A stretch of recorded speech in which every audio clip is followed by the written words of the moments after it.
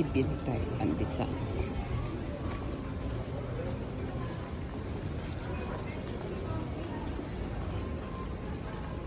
Bibili ka na ng pandesal. Dadaan ka ng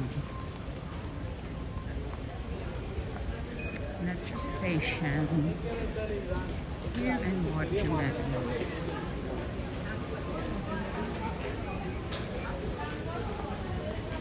Tapos elevator.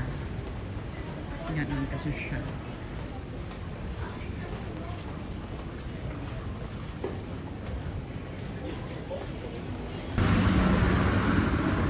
Gusto mong makakain ng Pinoy food like pandesal.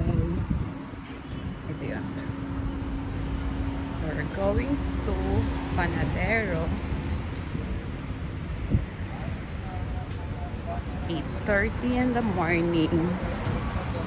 Saturday.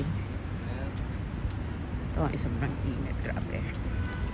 I think if I'm not mistaken, it's almost, I think 39 degrees Celsius. So hot. Very hot. Dahil sa gustong makakain ng pandesal. Juntis. Ito na. Here we are.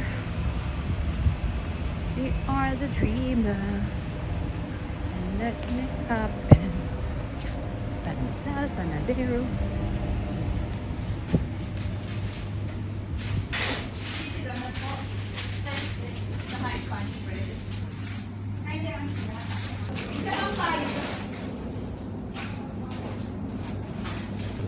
Pandesal sa inyo, ate? Hindi.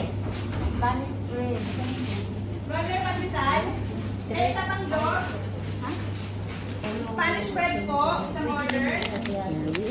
Isang order po na Spanish bread. Sige na nakain pandesal.